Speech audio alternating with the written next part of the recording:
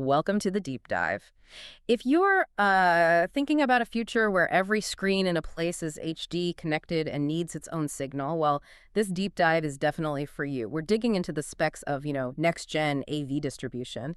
Our mission today is really to understand the tech and the reality of managing dozens, maybe even up to 100 4K displays all at once, using networks instead of old-school wiring. It's a massive shift, really, and it all comes down to one idea: AV over IP. See, traditionally connecting, say, 16 sources to 16 screens meant a huge, pricey matrix switch, lots of dedicated cables, fixed ports.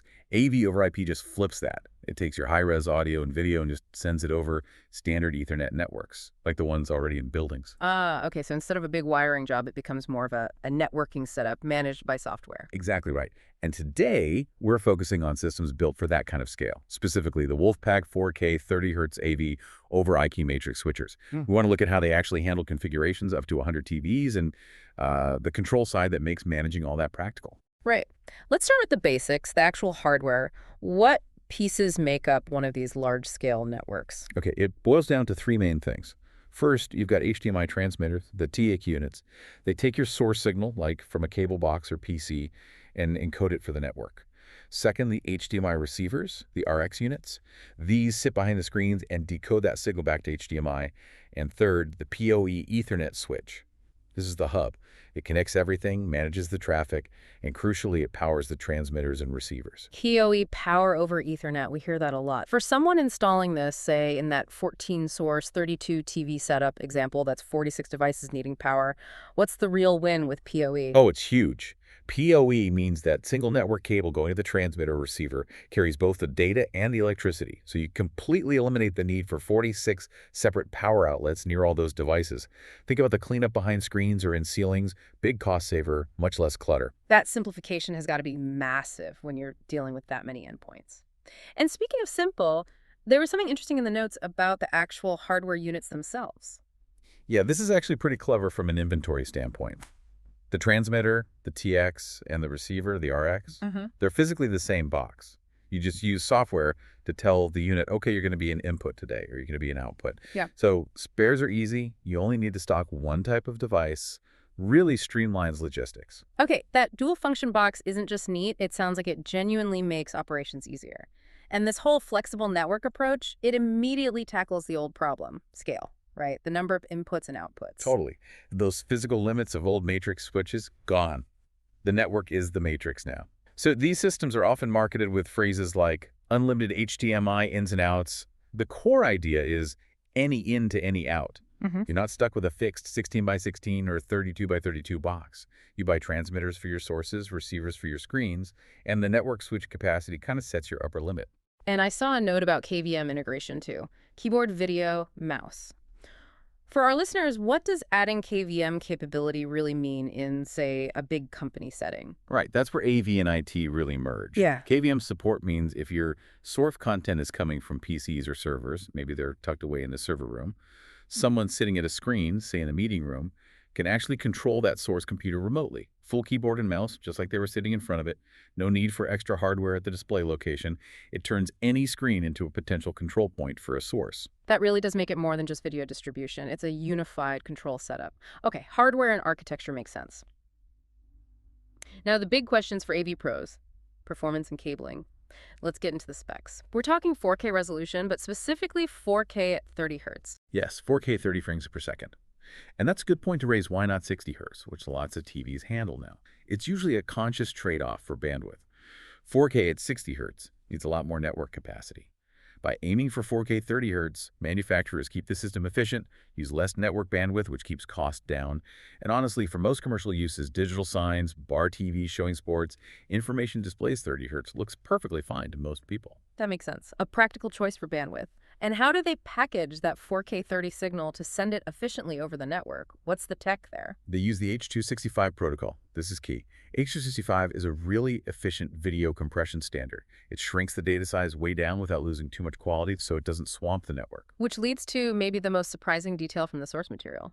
The network needed is just a standard 1G switch. You'd think 4K video, you might immediately jump to needing a much beefier, more expensive 10G network backbone. You would, wouldn't you? And they could easily triple your networking cost. But because that H.265 compression is so effective, the actual data rate for each 4K stream is low enough to run reliably over standard, much cheaper 1G switches. That's a massive win financially and logistically when you're putting in dozens of these. Okay, so smart compression keeps the network side manageable and affordable. But compression and sending video over IP, that always brings up the question of lag. Latency. What are the numbers for switching speed and delay? The specs we saw mentioned a switching speed and latency of around 80 milliseconds. 80 milliseconds, so 8/100ths of a second. For changing channels in a bar or updating digital signage, that sounds fine. But let's push on that maybe in esports venue. Is 80 meets too slow for something really interactive like gaming? Yeah, probably. This system isn't really designed for that ultra-low latency, near-zero delay needed for competitive gaming or, say, live camera feeds in broadcast. For those applications, 80 meters would be noticeable. This is aimed squarely at commercial and enterprise display, where content viewing is the goal, not real-time interaction. For that, 80 meters is generally considered perfectly acceptable. If you needed that sub-millisecond performance, you'd be looking at different tech, like uncompressed fiber or dedicated 10G AV over IP systems, and frankly, a much higher price tag. Good distinction. So know your application. Now back to the infrastructure. We said standard CT6 cabling. What's the distance limit on that? You can run CD6 up to about 450 feet from the switch to the transmitter or receiver. And if you need more connections than a single, say, 48-port switch can handle, the system supports cascading switches. You just link standard Ethernet switches together. That's how you get that unlimited expansion potential. Makes sense. Before we jump to the control side, quick bit on compliance. HDCP compliant, okay, that's needed for things like Blu-ray or streaming services. But SEC security compliance. Why does a video switcher need security rules like that? Good question. HDCP is definitely standard for protected content.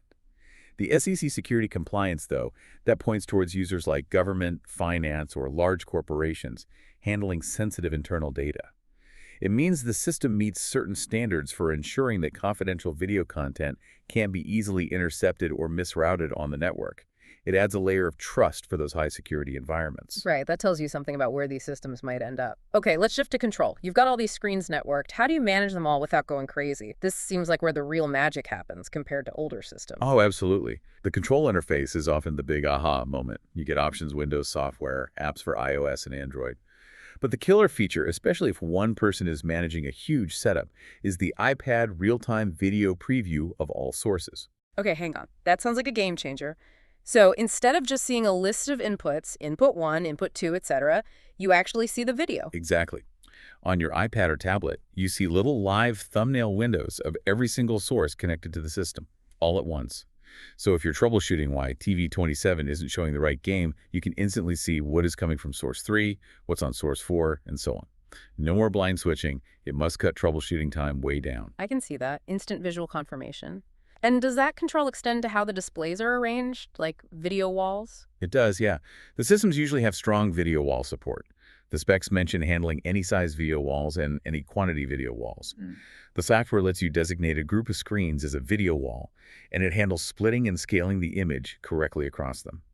Plus, the individual receiver units often have handy extras like separate audio outputs or USB ports for things like touchscreens or local device connection. Okay, to really drive home how powerful this centralized control is, let's talk about that specific example from the source. The optional sports bar system features. This really shows it going beyond just sending video signals, right? Yeah, this is where it moves from signal distribution to basically total venue media management. It connects back to that software-defined idea. Yeah. The operator isn't just patching HDMI anymore. They're controlling the whole viewing experience. And it's all typically managed through that same iPad interface we just talked about. Okay, so what specifically can the manager do from the iPad in that sports bar scenario? Well, beyond just routing source 5 to TV12, the system can actually talk to the source devices themselves.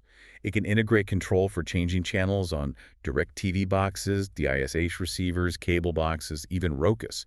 So the manager can literally send any channel to any TV without needing to find dozens of different remote controls. That alone sounds amazing. Turns a pile of remotes into one control screen. Pretty much. And it adds other tools managers need, like displaying the bar's floor plan on the iPad, showing live TV listings, and handling audio control for different zones in the venue. Imagine. The operator taps on TV 15 on the floor plan map, sees it's on ESPN, sees the list of all available channels from all boxes, taps Big Ten Network, confirms the channel changes, maybe adjusts the volume in that zone, all from one spot. Wow. That level of control, routing the video, changing the channel on the source, handling the audio zone, all from one interface across potentially 100 screens, that is a unified system. It takes what could be a really complex juggling act with multiple systems and simplifies it massively. It's managing the whole media environment, not just individual screens. Okay, that brings us towards a wrap-up. This deep dive really hammered home how AV over IP changes the game. Yeah, to quickly recap what we learned, this tech lets you build scalable, flexible 4K 30Hz video systems using standard, affordable network gear CT6 cable 1G switches. And that's possible because of smart H.265 compression and that clever hardware where the transmitter and receiver are the same unit. And the key to making it all usable is that centralized control, especially that real-time video preview on something like an iPad. For anyone thinking about cost, the sources mentioned you can often build your own system configuration with a listed price around $250 per transceiver unit. And importantly, they noted no ongoing monthly license fees for the core operation. That's a big deal for total cost of ownership. Plus, it helps that the example company has been around a while, 24 years, certified way back in 2003. Adds a bit of stability. Definitely. Okay, so here's the final thought to leave you with. We've seen how this tech gives you software control over everything. Inputs, outputs, the channels on the sources, even the audio zones. So thinking long-term about large venues, is this tech basically making traditional fixed-port matrix switches obsolete? Are we moving to a place where the only limits on your AV system are your network's IP address space and the cost of standard network hardware? That really feels like the direction things are heading, doesn't it? The future of big AV installs seems less about specialized video hardware and much more about smart network design and management. Food for thought. Thanks for joining us on the deep dive. We'll catch you next